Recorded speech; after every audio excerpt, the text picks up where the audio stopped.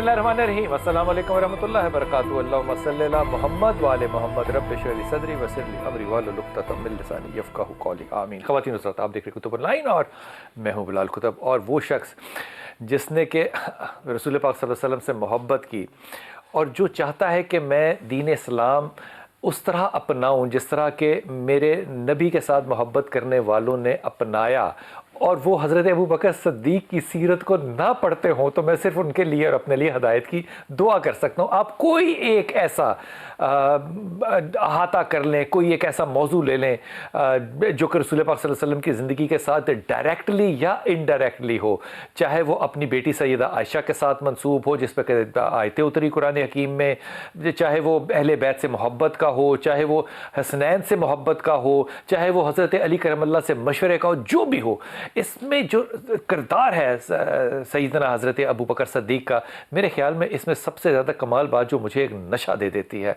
वो ये कि आप उस वक्त मौजूद नहीं थे जब आपने मिराज का ज़िक्र जो है वो सहाबा से नमाज के बाद किया। लेकिन जब पता चला तो कहा कि देखो तुम्हारा नबी क्या कह रहा है। तो कहा किसने कहा? कहा रसूल ने कहा, तुम्हारे दोस्त ने कहा, तुम नबी पाक सल्लल्लाहु अलैहि वसल्लम ने कहा। कहा बेशक सच कहा होगा। अब इसके बाद हम अगला बात नहीं सुनाते।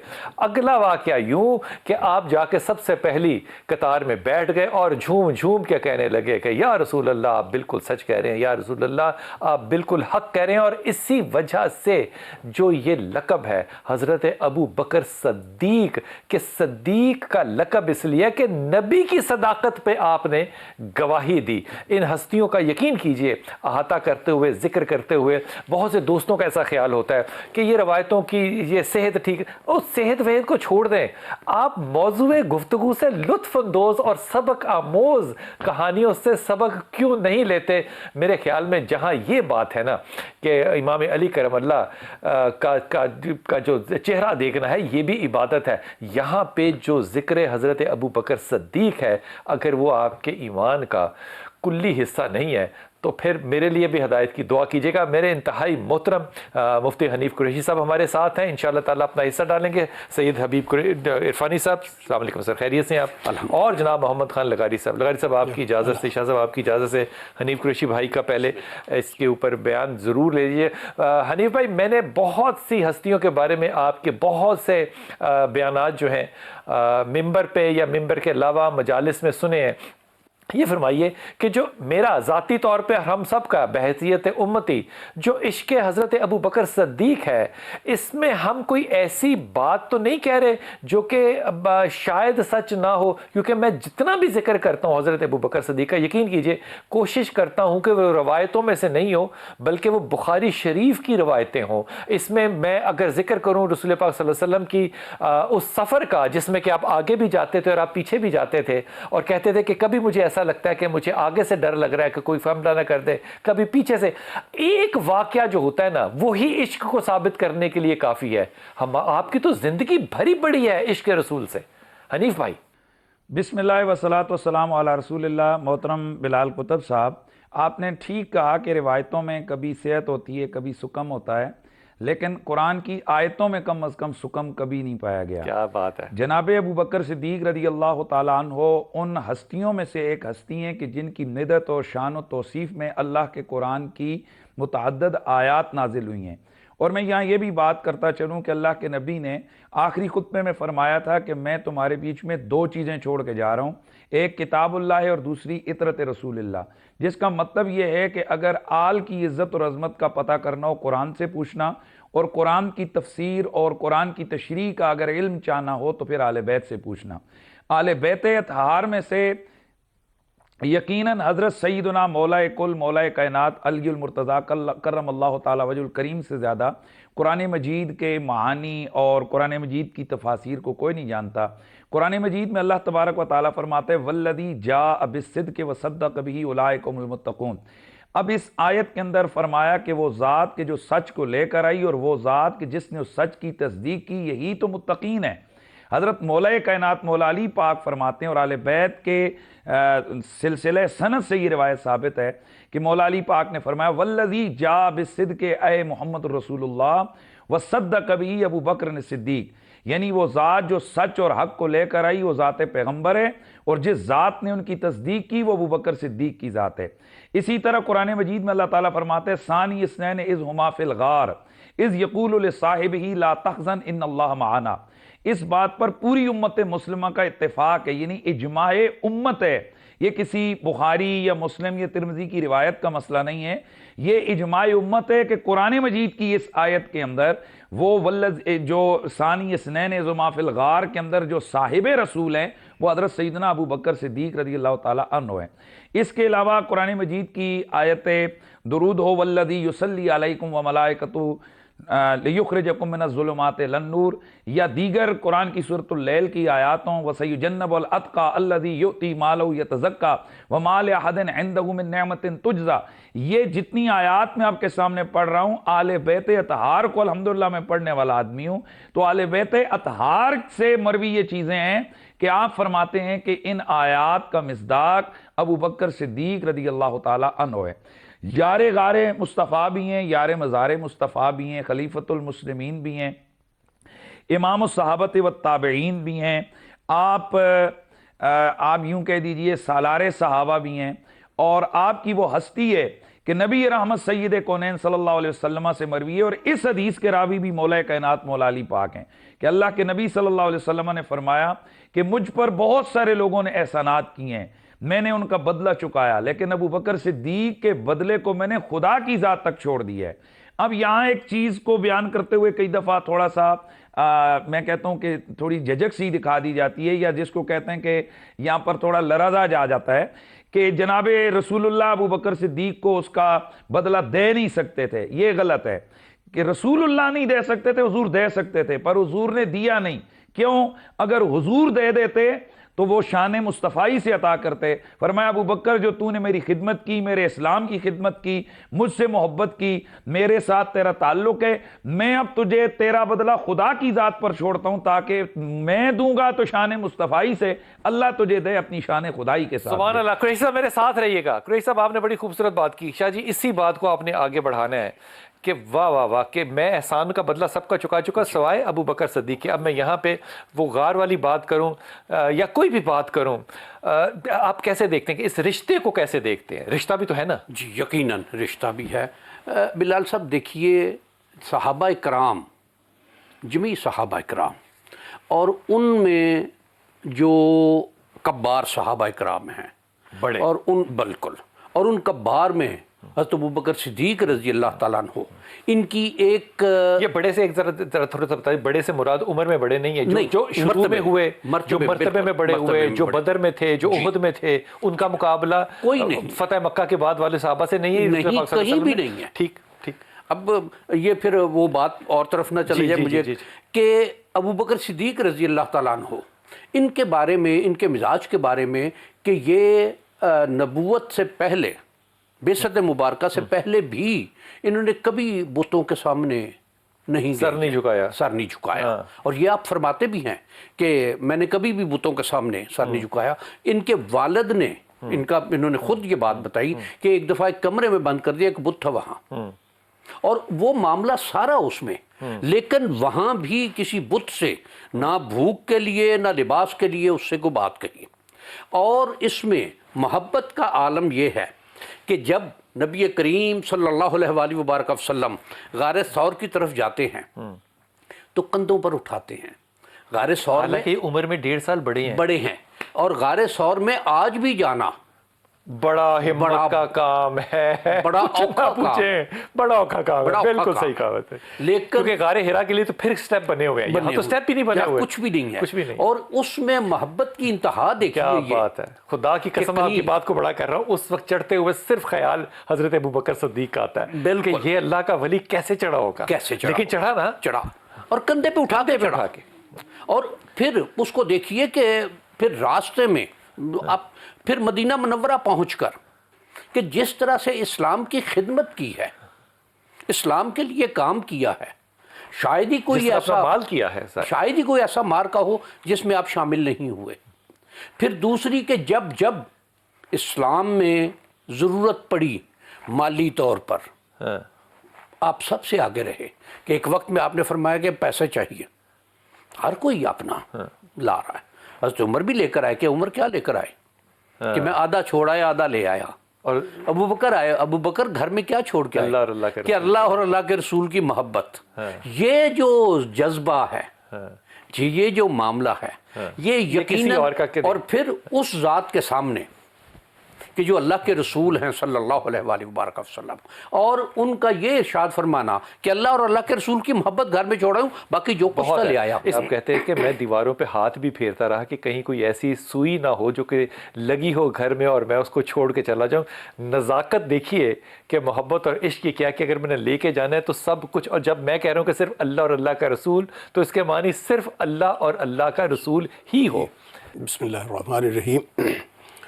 بلال بھائی, مجھ سے قبل حضرت پیر صاحب نے اور مفتی صاحب نے بڑے خوبصورت انداز کے اندر سیدنا ابو بکر صدیق رضی اللہ تعالیٰ عنہ کی سیرت طیبہ کے بہت اچھے واقعات کی طرف اشارہ فرمایا, بیان فرمائے.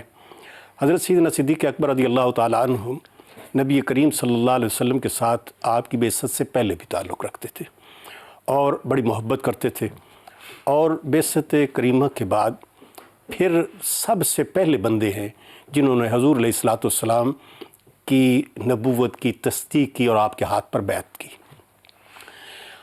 آپ حضرت ابو بکر صدیق رضی اللہ تعالیٰ عنہ نے ایک دفعہ نبی کریم صلی اللہ علیہ وسلم سے عرض کی کہ حضور کوئی میرے لیے بھی معجزہ عطا ہو. تو آپ نے وہ واقعہ سنایا پھر کہ آپ شام کی طرف ایک دفعہ تشریف لے گئے تھے, تو وہاں پر راہب کے پاس جب گئے, چونکہ خانقاہیں وہ راہبین کی تھیں, تو ان کے اندر جو لوگ بیٹھے ہوتے تھے وہی جانے والوں کی خدمت بھی کرتے تھے اور اچھی اچھی باتیں بھی وہ ان کو بتاتے تھے. اپنی کتاب کے مطابق وہ ان حضرات کے ساتھ بات کرتے تھے. یہاں یہ بات بھی آپ ملاحظہ فرمائیں کہ مکہ کے اندر مشرکین تھے اور ان کے اندر حضور علیہ الصلوۃ والسلام تشریف لائے تو پھر جماعت مسلمین بنی وہاں پر. تو حضرت صدیق اکبر رضی اللہ تعالیٰ عنہ جب وہاں شام کی طرف گئے تو راہب کے پاس ٹھہرے, تو راہب کی عادت تھی لوگوں کو بلاتا تھا, پوچھتا تھا کہ آپ کون ہیں, کیا ہیں, کہاں سے ہیں, کہاں سے آپ کا تعلق ہے. تو اس نے حضرت سیدنا صدیق اکبر کو بلایا.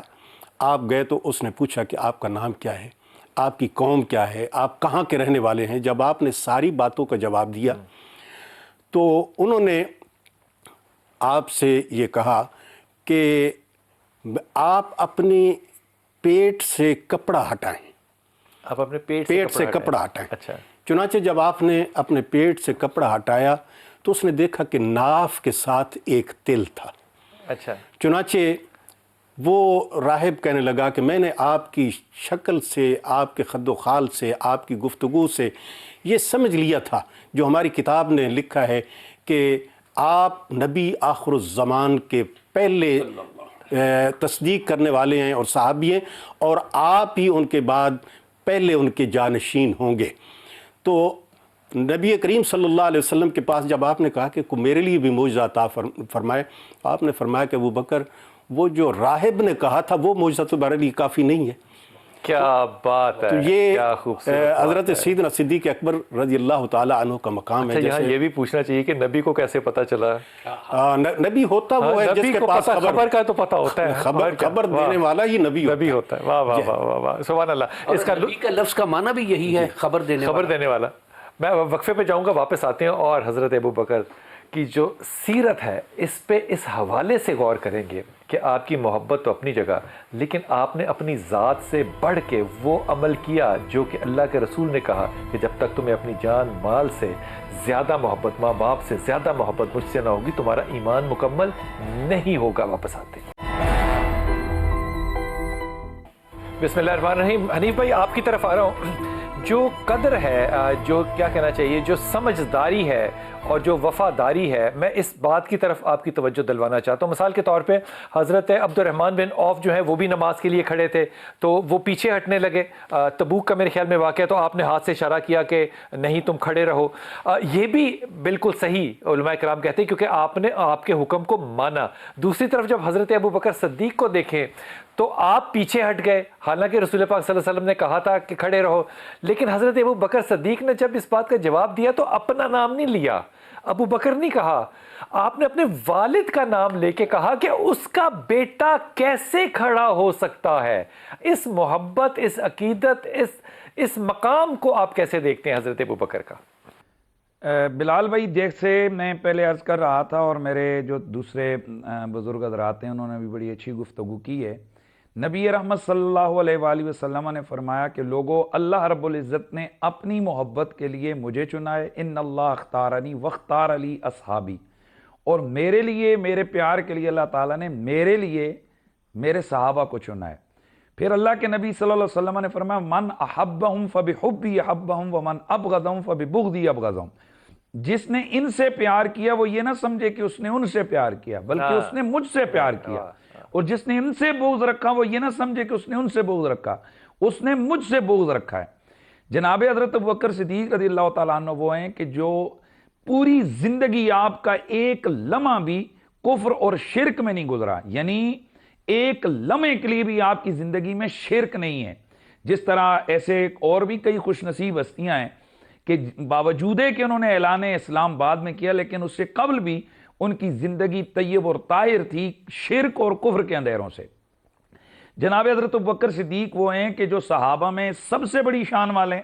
اس کے علاوہ محبت رسالت مآب صلی اللہ علیہ وسلم کا عالم اور اطاعت اور ادب کا جو آپ نے ایک بات کی ہے، میں اس کو تھوڑا سا آگے بڑھا دوں کہ رسالت مآب نے بارہا آپ کی یہ شان صحابہ کے سامنے بیان فرمائی کہ ان امن الناس علیہ بالنفس و بالمال ابو بکر صدیق، کہ مجھ پر سب سے زیادہ جس بندے نے مالی طور پر احسانات کیے، اپنی جان تک مجھ پر فدا کی، تو وہ ابو بکر ہے۔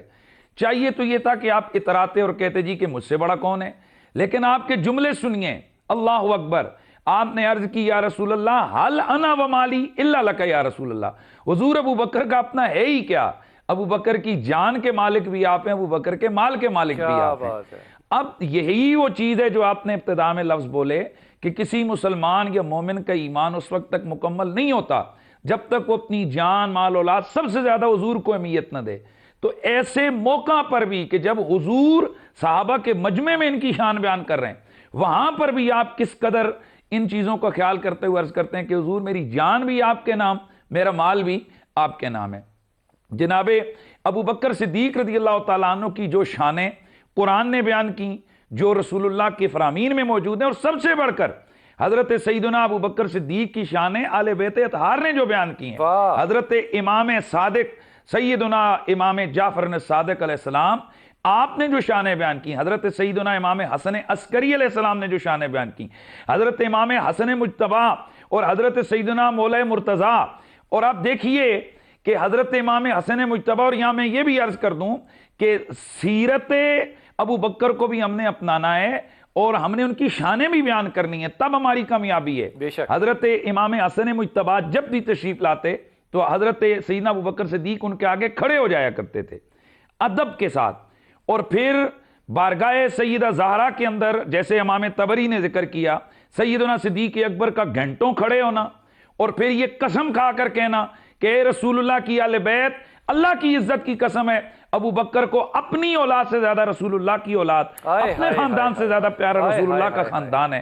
اور پھر جب حضرت سیدنا حسن مجتبی آ کر آپ سے کہتے ہیں کہ آپ میرے بابا کے ممبر سے اتریے، میرے نانا کے ممبر سے اتریے، تو آپ یہ نہیں کہتے کہ آپ بچے ہو، آپ کون ہو مجھے یہ کہنے والے، آپ ہاتھ باندھ کر نیچے کھڑے ہو جاتے ہیں۔ یہ امت کو بتا دیا کہ ابو بکر جو صحابہ کا امام ہے، ابو بکر جو صحابہ کا سردار ہے، ابو بکر جسے مصلی رسول اللہ کے رسول نے عطا فرمایا، نماز کی امامت انہیں عطا فرمائیے، اس ابو بکر کو دیکھو، اس شہزادے کے لیے ہاتھ باندھ کر کھڑا ہے کہ جس کی نہ بھی داڑھی ہے، نہ پگڑی ہے، جس کے نہ بھی نمازیں ہیں، جس کے کریڈٹ میں نہ لمبے چوڑے جہاد ہیں، جس کی جناب نہ ابھی اور کوئی چیز ہے، فقط خون مصطفیٰ، نسبت مصطفیٰ کا احترام کر رہے ہیں۔ تو جناب حضرت ابو بکر صدیق، سچی بات بلال بھائی یہ ہے کہ ہمیں جو رسول اللہ کے صحابہ کا ادب ہے وہ آل بیت کے در سے ملتا ہے، اور سرکار کی آل بیت کا جو عشق جو ان کے اندر فنائیت ہے، جو ان کے اندر محبت کے اندر ڈوب جانا ہے، یہ ہمیں دروازہ اصحاب نے سکھایا ہے، سبحان اللہ، ہمیں سرکار کے صحابہ نے یہ ساری سبحان چیزیں اللہ، سکھائی ہیں۔ واہ واہ واہ، مفتی صاحب آپ نے کمال بات کر دی، کمال ہی بات کی۔ حضور اقدس ایک کمزور روایت، اگر میں اس کمزور اس لیے کہہ رہا ہوں، میرے نزدیک تو وہ کمزور نہیں ہے، تاکہ سننے والے کو یہ نہ کہے کہ جناب یہ روایت پتہ نہیں تسلسل میں نہیں ہے یا لیکن مجھے لطف بڑا آتا ہے۔ وہ رسول پاک صلی اللہ علیہ وسلم نے ہماری ماں سیدہ عائشہ سے کہا نا کہ آج مانگو جو، حالانکہ یہ مزاج نبی پاک صلی اللہ علیہ وسلم نہیں ہے، پھر بھی کہا، تو پھر محبت کا ذکر ہوا، ستاروں کی بات ہوئی، حضرت عمر خطاب کا ذکر ہوا، تو وہ جب سوال پوچھنا تھا تو وہ کہا کہ میں اس سوال کا جواب مجھے کیا چاہیے، میں اپنے والد سے پوچھ کے آتی ہوں۔ تو والد نے کیا کہا کہ پہلے تو اپنا حصہ مانگا، حالانکہ وہ بیٹی تھی اور چھوٹی عمر کی تھی، کہ جو رسول دیں گے وہ آپ مجھے بھی عطا فرمائیں گی۔ اور پھر کیا کہا کہ اللہ نے پوچھا، کیا سوال پوچھا، خان صاحب کمال سوال تھا، کہ جب اللہ کے ساتھ نبی پاک صلی اللہ علیہ وسلم تنہا رہ گئے تھے، جب ایک نیزے سے کم فاصلہ تھا، تو اس وقت جو میرے اللہ اور میرے رسول کے درمیان گفتگو ہوئی، اس گفتگو میں نہیں ایک جملہ عطا فرما دیں تاکہ میں اس کی تسبیح بنا لوں، یعنی کہ اس کو اپنا لوں۔ اس میں جملہ بڑا خوبصورت ہے شاہ صاحب، اللہ کہتے ہیں رسول پاک صلی اللہ علیہ وسلم سے کہ اے نبی، جس نے دو ٹوٹے ہوئے دلوں کو جوڑ دیا، میں نے اس پہ دوزخ کی آگ کو حرام کر دیا۔ میں کہتا ہوں حضرت ابو بکر صدیق کا سارا کردار ایک طرف، یہ امت کے لیے جو رحمت کا پیغام ہے، یہ ساری باتوں سے زیادہ بھاری ہے۔ ٹوٹے دلوں کو توڑنا نہیں ہے شاہ صاحب، جوڑنا ہے۔ بلال صاحب، اس میں دو تین چیزیں دیکھیے، میں موجودہ دور کے حوالے سے شاید تفریق بہت زیادہ ہو گئی ہے، ڈر بھی لگتا یا ڈر لگتا ہے، اس بات سے سچی بات ہے۔ ہمارے لیے جو نبی کریم صلی اللہ علیہ وآلہ وبارک وسلم کو پیارا ہے، ہمارے سر کا تاج ہے، اور ہماری کوئی رائے نہیں ہے، ہماری کوئی رائے ہمارا نہیں، کوئی اس کے خیال بارے میں نہیں ہے، کوئی نہیں۔ اس میں اہل بیت اطہار ہمیں بھی وہ ہیں، اس لیے پیارا ہے کیونکہ نبی اس سے پیار نبی نے اس کرتے سے ہیں اور پیار وہ کیا، نبی سے پیار کرتے ہیں۔ بالکل یقیناً، یعنی نبی کا پیار کرنا یہ اس حیثیت میں کہ جو جاتا ہے سرکار صلی اللہ علیہ وسلم کے پاس کہ مجھے آپ سے محبت ہے، تو وہ محبت اس کی نہیں ہے، وہ اس محبت کا پرتاؤ ہے جو اسے نبی کریم صلی اللہ علیہ وآلہ وبارک وسلم سے ملی، یہ اس کا پرتاؤ ہے۔ پھر دیکھیے کہ جس طرح سے آپ نے امت کو جوڑا، امت کو اکٹھا رکھا، کہ جب آپ پردہ فرما جانے کے بعد بھی آپ خلیفۃ المسلمین بنے ہیں، تو یکدم جو شورشیں آئیں، جو تکالیف آئیں، جو مصیبتیں آئیں، کہ ان میں سب سے پہلی جھوٹے نبیوں کا تھا دعوت ہے، دعوے تھے، کہ اس میں کچھ ایسے بھی تھے جنہوں نے سرکار صلی اللہ علیہ وسلم کی حیات مبارک میں بھی نبوت کے دعوے کیے، منکرین زکوٰۃ تھے، مرتدین تھے، اور اس طرح کی چیزیں۔ اور اس میں کہ جب مسلمہ کذاب کے خلاف لشکر جانے کی بات ہوئی، لوگوں نے یہ حضرت کہا اسامہ لے کے جا رہے کہ تھے، اسامہ چھوٹی عمر کے ہیں۔ کیا خوبصورت بات کہ جسے نبی کریم صلی اللہ علیہ وآلہ وبارک وسلم نے مقرر کر دیا ہے، میں اس کو نہیں آپت لوں، میری کیا مجال کہ میں اس کو ہٹاؤں۔ میں اب آپ کی بات کو بڑا کروں ایک جملہ کہتے ہوئے، وہ جب گھوڑے پہ جب بیٹھے حضرت اسامہ، تو آپ اس کے گھوڑے کو پکڑ کے نا شہر کے باہر تک لے کر جاتے رہے، اور کیا کہتے رہے کہ تمہارے اس گھوڑے کی جو گرد میرے چہرے اور بالوں پہ پڑے گی، میں اس کی برکت سے اللہ کے ہاں قبول ہو جاؤں گا۔ حضور میں ایک چھوٹی سی بات اس سے آگے بھی کہ جب جنگ یمامہ میں گھمسان کا رن پڑا اور یہ بات کہی گئی، پیچھے پیغام بھجوایا گیا کہ ہمارے دشمن بھی اللہ اکبر کا نعرہ لگاتے ہیں، ہم بھی اللہ اکبر کا نعرہ لگاتے ہیں، تو ہم کیسے تفریق کریں؟ تو حضرت ابو بکر صدیق رضی اللہ تعالیٰ عنہ نے جواب بھجوایا کہ تم یا محمد کا نعرہ لگاؤ۔ دیکھو وہ کیا کرتے، آئے ہائے کیا بات کی ہے، کہ جو جواب دے گا اس پر تمہاری تلوار چلنا حرام ہے، جو نہ جواب دے اس کو قتل کر دو۔ کیا بات ہے، خوبصورت بات کی حضور۔ ہم ہمیشہ یہ سمجھتے ہیں خان صاحب کہ رسول پاک صلی اللہ علیہ وسلم کے ان صحابہ میں سے جو سب سے زیادہ نرم دل، نرم گوشہ رکھنے والے وہ حضرت ابو بکر صدیق ہیں۔ اب یہ نرم گوشہ اور نرم مزاج رکھنے والے حضرت ابو بکر صدیق کی ساری سیرت میں آپ جب جبر اور کیا کہنا چاہیے ڈٹرمنیشن کا لفظ ہونا چاہیے وہ دیکھتے ہیں، وہ کہتے ہیں کہ اگر کسی نے زکوٰۃ نہ دی جو کہ وہ رسول پاک صلی اللہ علیہ وسلم کی زندگی میں دیتا تھا، ظاہری زندگی میں، اگر وہ ناک میں پڑی ہوئی رسی بھی کم دے گا تو میں اس سے وہ بھی لوں گا۔ اب یہ نزاکت ہے اس تلوار کو ٹھوک دینے کی کہ نبی کے حکم کے خلاف یا بغیر یا مخالف کوئی کام نہیں ہوگا. یہ اتنا نرم مزاج آدمی اتنی بڑی اور اتنی سخت بات کر رہا ہے محبت رسول میں، سنت رسول میں. اس طرف ذرا توجہ فرمائیے. میں بلال بھائی پہلی بات تو یہ عرض کروں گا کہ یہ صحابہ معیار حق ہیں. یہ جملہ پھر کہیں کیا جملہ، یہ صحابہ معیار حق ہیں. حق کا معیار دیکھنا ہے تو انہی کو دیکھنا ہے. ان کو دیکھیں، ان کو فالو کریں. واہ. دوسری بات یہ کہ سیدنا صدیق اکبر رضی اللہ تعالیٰ عنہ، آپ کا جو پہلا خطبہ ہے آپ اس کو سنیں. آپ فرماتے ہیں کہ اگر میں اللہ اور رسول کی اطاعت کروں تو میرا ساتھ دینا، ہاں، اور اگر میں یہ نہ کروں تو مجھے سیدھا کر دینا. سیدھا کر دینا. تو اس کا مطلب یہ ہے کہ آپ نے پہلے دن حلف اس بات کا اٹھایا تھا کیا بات، کہ میں اللہ اور رسول کی اطاعت اور کروں گا، کسی کے کہنے پہ اور نہیں، کسی کسی کے پڑھانے پہ نہیں. یہ حلف انہوں نے خود اٹھایا. خود اٹھایا. اور اب آپ دیکھیں کہ پوری زندگی جو ہے وہ اسی سے عبارت ہے کہ آپ کی زندگی کے اندر اللہ اور رسول کی اطاعت شامل ہے. اور آپ دیکھیں کہ ایک آج بھی ہم ریاست مدینہ کی بات کرتے ہیں، لیکن ریاست مدینہ کو سمجھنا ہو تو ابوبکر صدیق کے دروازے سے جا کر سیکھنا. کیا بات ہے.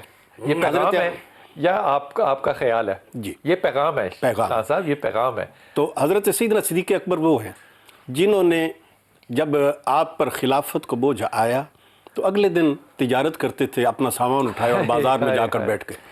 صحابہ کرام نے کہا کہ اب یہ کام نہیں ہوگا، اب آپ مسلمانوں کے امیر ہیں، آپ امارت کے اندر خلافت کی ذمہ داریوں کو اٹھائیں گے اور آپ کو وظیفہ ملے گا. اور وہ وظیفہ کتنا ہوگا؟ جو ایک مزدور کے برابر.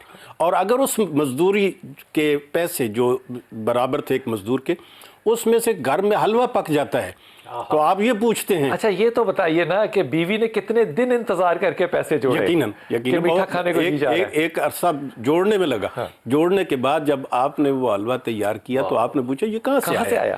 تو انہوں نے عرض کی کہ یہ آپ کی تنخواہ میں سے کچھ بچا تھا. میری وہ مزدور کی تنخواہ زائد تھی. تو آپ نے فرمایا کہ میری تنخواہ میں سے اتنے پیسے کم کر دیں. تو چنانچہ پتہ چلا. اور دوسری بات یہ کہ یہ ان لوگوں کے لیے بھی یہ پیغام ہے آپ کا کہ جو تاجر ہوں اور پھر حضور علیہ الصلوۃ والسلام کے اس خلیفے کو دیکھیں کہ تجارت پیشہ ہیں، لیکن خلیفۃ المسلمین کے بعد بننے کے بعد آپ نے تجارت نہیں فرمائی. یہ تجارت والا جو پیشہ ہے اس سے آپ نے اپنی زندگی کو بڑا سہل کیا ہوا تھا. اور کہاں وہ بات کہ جو مزدور جتنی تنخواہ ہے، اور یہ جو مزدور جتنی تنخواہ لینے والا تھا معاملہ، اس میں صحابہ کے ساتھ امام علی کرم اللہ پیش تھے کہ وہ رقم دی جائے گی ابو بکر صدیق کو جو ایک سب سے کمزور طبقے کی ہے. اب یہ پیغام جو ہے نا خان صاحب، یہ انتہائی اہم تب ہوگا یا نہیں ہوگا، یہ پیغام آج سے زیادہ اہم کہیں نہیں ہے کہ آج منبر جو ہے اور جو حاکم وقت ہے، دونوں کے درمیان جتنے بھی لوگ آتے ہیں، اگر وہ حضرت ابو بکر صدیق کا یہ پیغام نہیں لے سکتے تو پھر میں ہدایت کی دعا کر سکتا ہوں صرف اپنے لیے اور ان کے لیے. واپس آتے ہیں اور اس گفتگو کو جاری رکھتے ہیں. بسم اللہ الرحمن الرحیم. حنیف بھائی آپ ساتھ ہیں. حنیف قریشی صاحب آپ کی طرف یہ بات ہدیہ کر رہا ہوں. ہم ہمیشہ جو ذکر کرتے ہیں حضرت ابو بکر صدیق کا وہ دور رسالت کا کرتے ہیں. یہ بات میں تو اپنے دل کی اتھر گہرائیوں سے کہہ رہا ہوں کہ اللہ تعالیٰ جن لوگوں کو چاہتا ہے کہ وہ میرے نبی سے محبت کریں تو ان کو جو ظاہری اسلام کا دور ہے وہ اس سے پہلے بھی ان کو پاک اور پاکیزہ ہی رکھتے ہیں. مجھے لگتا ہے کہ یہ محبت خداوند ہے ان ہستیوں کے ساتھ جن کو اللہ نے چوز کیا ہوتا ہے. لیکن یہی ہستیاں جب حکومت میں آتی ہیں، جب ریاستیں چلانے لگتی ہیں، جب ایک مزدور کی تنخواہ لے رہی ہوتی ہیں اور اس کے باوجود ان کا انصاف جو ہے وہ ایک نکیل میں پڑی ہوئی رسی کو بھی مانگنے کا زکوٰۃ کے طور پہ ہے، ان حکومت کرنے والے ان لوگوں کو جن کو کہ ہم سمجھتے ہیں کہ انہوں نے حکومت کی، یہ خلفاء جو ہیں ان کی تربیت امت کے لیے کیسی رہی جب نبی پاک ظاہری طور پہ پردہ فرما کے؟ بلال بھائی آج ایک بات کہنا چاہوں گا. اس سے پہلے تو میں نے آپ کے ساتھ جتنے پروگرام تقریباً کیے ہیں وہ تقریباً متعلقہ تھے آل بیت اطہار کے ساتھ، اور میں یہ سوچا کرتا تھا کہ شاید یہ بندہ جو ہے نا یہ شاید آل بیت اطہار کے حوالے سے، لیکن آج آپ کے بہت سارے جملے سن کرنا سچی بات یہ کہہ رہا ہوں، ویسے آپ کو میرے مزاج کا اچھی طرح پتہ ہے کہ میں چپلوس یا وہ ویسے خواہ مخواہ تعریفوں والا بندہ نہیں ہوں، لیکن دل خوش کر دیا آپ نے آج بہت سارے جملے، اور جس محبت کے ساتھ آپ نے رسول اللہ کے یار غار و یار مزار کا ذکر کیا یا کروایا. دیکھیں میڈیا کے اوپر بہت سارے لوگ بیٹھتے ہیں، ہم بھی عرصے سے ہی بیٹھ رہے ہیں، ہمیں پتہ ہوتا ہے کہ ذکر کرنا بھی بڑی چیز ہوتی ہے، ذکر کروانا بھی دل سے اور محبت سے یہ بڑا رنگ ہوتا ہے. میں آپ کو اپریشیٹ کرتا ہوں اور جزائے خیر اللہ تعالیٰ آپ کو عطا فرمائے، اس کی دعا کرتا ہوں. بات جو آپ نے کی ہے میں اس کے لیے ایک لفظ آگے بڑھاتا ہوں. میرے استاد الکریم ایک جملہ بولا کرتے ہیں قبلہ پیر سید حسین الدین شاہ صاحب کہ عشق غیرت مند بھی بڑا ہوتا ہے اور عشق دلیر بھی بڑا ہوتا ہے. یار کیا بات کی ہے، واہ واہ واہ واہ واہ واہ واہ واہ واہ، یہ جملہ پھر کہیے. عشق غیرت مند بھی بڑا ہوتا ہے اور عشق دلیر بھی بڑا ہوتا ہے. وہ جو آپ نے پہلے بات کی ہے نا کہ سیدنا ابوبکر صدیق نے اپنے دور خلافت میں وہ ارفق اور نرم ترین طبیعت کے باوجود آپ نے اتنے بولڈ سٹیپس اٹھائے کہ ایک طرف آپ مرتدین کے خلاف وہ دیکھیں کہ جب مجمع صاحب میں مشاورت ہو رہی ہے تو وہاں سب سے بڑا یہ رائے دی جا رہی ہے اور پریشانی کا اظہار کیا جا رہا ہے کہ اگر ہم لوگ فوجیں لے کر مسلمہ کے خلاف اس کے ملک میں چلے گئے تو پیچھے سے ایسا نہ ہو کہ جناب ہمارے دشمن آئیں اور مدینے پہ حملہ کر دیں اور ہماری عورتیں اور بچے اکیلے رہ جائیں. تو جناب ابوبکر صدیق کا لاسٹ فیصلہ تھا، تو آپ نے فرمایا کہ ہم ان مرتدین کے گھروں میں گھس کر انہیں ماریں گے، ان کے ملک میں جا کر ماریں گے، اور جو تم نے یہ کہا ہے کہ پیچھے ہمارا کیا ہوگا، آپ نے پھر قسم کہی، فرمایا اللہ کی قسم اگر ہماری خواتین اور بچوں کو بھیڑیے آ کر ان کے جسموں کی بوٹیاں بھی نوچ کر لے جائیں، ابو بکر رسول اللہ کے دشمنوں اور گستاخوں کو کبھی نہیں چھوڑے گا. کیا بات ہے. اس نرم ترین انسان کے اندر یہ کیوں اس قدر جذبات ہیں؟ کیونکہ عشق دلیر بھی بڑا ہوتا ہے اور عشق غیرت مند بھی بڑا ہوتا ہے. بات کی ہے. اور جہاں تک آپ نے سیدنا ابوبکر صدیق رضی اللہ تعالیٰ عنہ کی خلافت کے حوالے سے بات کی ہے، میں نے جو کچھ ناقص اس کے حوالے سے پڑھا ہے، میں نے سب سے زیادہ اہل بیت اطہار کو پڑھا ہے. اہل بیت اطہار سے اگر ہم فیصلہ کروائیں نا تو جناب مولا کائنات مولا علی پاک کرم اللہ تعالیٰ وجہ الکریم کے وہ جملے ہمارے لیے کافی ہیں. رحم اللہ ابا بکر، اللہ تعالیٰ ابو بکر صدیق پر رحم کرے. 2 جملوں میں آپ نے بات کو ختم کر دی. آپ نے فرمایا سر تا پا ابو بکر رسول اللہ کی سیرت کا پرتو تھا، اس میں سب کچھ آ گیا. یعنی مولا علی نے بتا دیا کہ ابو بکر کی پوری حیات سیرت رسول کو عملی نمونہ پہنانے کے حوالے سے ایک سب سے بہترین ماڈل ہے. اور پھر مولا کائنات مولا علی پاک نے حضرت سیدنا صدیق اکبر رضی اللہ تعالیٰ عنہ کے بارے میں جو اپنی رائے کا اظہار کیا، اور یہ جملہ بڑا زبردست ہے. مولا علی فرماتے ہیں کہ ما سبقنا الی الخیر قطو الا سبقنا الیہ ابو بکر صدیق. ما سبقنا، ہم نے کبھی بھی کسی خیر کی طرف، بلائی کے کام کی طرف قدم اٹھایا تو سبقت کہتے ہیں کہ یعنی ہم نے مسابقہ کیا، کیونکہ صحابہ کی یہ شان تھی کہ وہ اہل بیت اطہار یا صحابہ ہوں کہ وہ نیکی کے کاموں میں بڑھ چڑھ کر حصہ لیتے. مولا علی فرماتے ہیں کہ ہم نے دیکھا کہ مجمع اصحاب نے جس بندے کا، جس کو کہتے ہیں نا منزل پہ پہنچنا، فنشنگ لائن جو ہے اس کو فنش کرنا سب سے پہلے، فرماتے ہیں وہ ابو بکر صدیق تھا. تو اس حوالے سے سیدنا ابو بکر صدیق رضی اللہ تعالیٰ عنہ کی سیرت این سیرت مصطفیٰ کا پرتو ہے، اور آپ کا عمل، آپ کا کردار، آپ نے جس انداز سے حکومت کی ہے، آپ نے جس انداز سے خلافت کے امور سر انجام دیے ہیں، ایک طرف آپ کی شدت اور سختی آپ نے دیکھ لی، یعنی جہاں آپ منکرین زکوٰۃ کے خلاف تلوار اٹھا رہے ہیں، مرتدوں کے خلاف اٹھا رہے ہیں، اور دوسری طرف آپ کہتے کیا ہیں؟ آپ فرماتے ہیں کہ اگر تم میں سے، وہ مشہور آپ کا قول ہے کہ آپ میں سے اگر مجھے دیکھو کہ اگر میرے اندر کوئی کسی قسم کی غلطی پاؤ تو مجھے پکڑ کے سیدھا کر دو. اب یہاں بھی کئی لوگ اس پہ انگلی اٹھاتے ہیں، جی دیکھیں کہ ان کے اندر کجی تھی تو انہوں نے سیدھا ہونے کے لیے بات کی، لا حول ولا قوت الا باللہ العلی العظیم. یہ انتہا درجے کی عاجزی ہے. یہ خود کو یہ بتانے کے لیے ایسا کیا کہ ایسا نہیں ہے کہ جو بندہ عنان حکومت جس نے پکڑ لیا تو وہ خدا اور رسول کی شریعت سے ماورا ہو گیا، بلکہ کوئی بڑے سے بڑا خلیفہ ہو، بڑے سے بڑا بادشاہ ہو، وہ اللہ اور اس کے رسول کے احکام کا پابند ہوتا ہے اور اللہ اور اس کے رسول کے احکامات اس پر لاگو ہوتے ہیں۔ بے شک یہ بے آپ شک نے حنیف بتا بھائی دیا۔ بہت شکریہ، بہت شکریہ۔ آپ نے جو اپنے مرشد کا، حنیف بھائی نے ذکر کیا نا، ان کے مرشد پاک جو ہے نا ان کا بڑا مقام ہے، لیکن وہ میں ایمانداری سے کہہ رہا ہوں، میری ان سے پہلی ملاقات جو ہوئی تھی نا وہ راول پنڈی کا ایک پیٹرول پمپ ہے جہاں پہ پتہ نہیں گاڑیاں جاتی کہ نہیں جاتی، یہ وہاں پہ نا روز آ کے شام کو باہر ایک بینچ کے اوپر بیٹھ کے تو تبلیغ اور اللہ کا، یہ ولیوں کی خاص نشانی ہوتی ہے۔ حضور اقدس یہ جب ہم حضرت ابو بکر صدیق کا ذکر کرتے ہیں اور ہم محبت اہل بیت سے ان کے حوالے لیتے ہیں، آج کے دور میں خاص طور پہ خان صاحب یہ فرمائیے کہ آج کے دور میں ہم نے کیسے اس صورت کو اپنانا ہے، اس سیرت کو اپنانا ہے کہ وہ کہہ کیا رہے ہیں کہ اگر سارے جانور آ کر بوٹی بوٹی کھا جائیں، میں اس بات کو اپنے لفظوں میں کہہ رہا ہوں، اور تباہ و برباد کر دیں، میں تب بھی ہٹوں گا نہیں جو قول رسول اور حکم رسول ہے۔ اس کو مد نظر رکھتے ہوئے حاکموں کے لیے، عوام کے لیے آج ہمارا کیا پیغام ہوگا؟ یہ پیغام ہمارا تو نہیں، حضرت سیدنا صدیق اکبر کا ہے کہ آج کے حاکم جو ہیں وہ دین کی بات تو کرتے ہیں، لیکن ان کو سیرت سیدنا صدیق اکبر کو اپنانا پڑے گا اگر دین پر کاربند ہونا چاہتے ہیں۔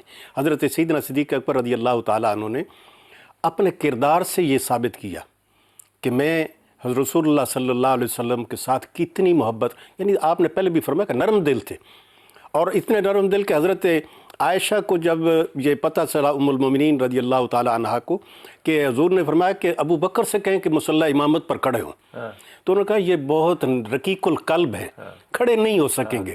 آپ نے فرمایا کہ نہیں، انہیں کہیں کہ وہ جا کر کھڑے ہوں، اور ان کے حکم پر پھر آپ وہاں مصلی امامت پر کھڑے ہوئے۔ پھر بادشاہ یعنی آپ خلیفۃ المسلمین ہیں۔ یہ دیکھیں کہ جب آپ کا وصال ہوتا ہے تو آپ نے یہ کہا کہ میرا جنازے کو اٹھا کر میرے صاحب کے پاس لے جانا، اور ان سے جا کر یہ کہنا کہ تمہارا دوست حاضر خدمت ہے۔ اور اب میں ان سے آخری جملہ لے لوں، یہ جو آپ بات فرما رہے ہیں نا، اس کے اوپر بڑے ہمارے جو قابل اور پڑھے لکھے دوست ہیں ان کی اپنی رائے ضرور ہے، لیکن میں اس معاملے کو ہمیشہ روایت کو اس طرح سے دیکھتا ہوں کہ میرے نبی کے ساتھ کوئی آ ہی نہیں سکتا جب تک رضائے خداوند نہ ہو۔ حضور اقدس آخری جملے آج کی حکومت اور عوام کے لیے سیرت ابو بکر سے کیا سبق؟ بلال صاحب، ایک چیز کہ حضرت ابوبکر صدیق رضی اللہ تعالیٰ عنہ نے گو اور بغیر کسی شک و شبہ کے نبی کریم صلی اللہ علیہ وآلہ وبارک وسلم سلطنت اسلامیہ کے پہلے حکمران ہیں۔ پھر اس کے بعد کہ ان کا ایک مقام اور مرتبہ، اس کے بعد جو تکالیف آئیں، جو مشکلات آئیں حضرت ابوبکر صدیق رضی اللہ تعالیٰ عنہ کو، اور جس طرح سے انہوں نے حکومت کی انتظام سنبھالا، جس نے اس کے خلاف کیا ہے، جس نے دین اسلام کے ان اصولوں کے خلاف بات کی ہے، برباد ہوا۔ تو برباد کیا ہوا کہ وہ نشان عبرت بنا ہے اس کائنات میں۔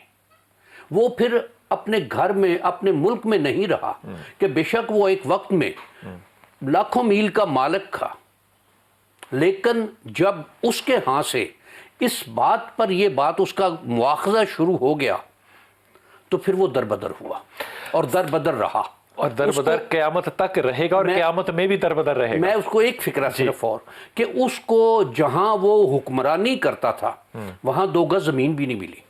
کیا سچی بات کی ہے، کیا سچی بات کی ہے۔ میں انتہائی ممنون اپنے سارے مہمانوں کا، لیکن ہمیشہ کی طرح وہ حق جو ادا کرنا چاہیے تھا ہم وہ نہیں کر سکے، لیکن حاکموں سے اور فقیروں سے سب سے درخواست ہے کہ خدا کے واسطے اس بات کو یاد رکھیے گا کہ وہ شخص جب اپنا سامان لے کر آیا تھا نا، حضرت عمر خطاب بھی جب لے کر آئے اور کہا کہ تم کیا لے کر آئے، یہ سامان جو تھا نا سامان نہیں تھا، حدیث میں بخاری میں لکھا ہے پہاڑ تھے، پہاڑوں جیسا سامان لانے والا شخص جو ہے وہ جب اپنے گھر میں میٹھا پکا دیکھتا ہے تو وہ اس کے پیسے اپنی سرکاری تنخواہ میں سے کم کر دیتا ہے۔ یہ سبق ہے؟ نہیں، یہ آپ کے ایمان کا حصہ ہونا چاہیے۔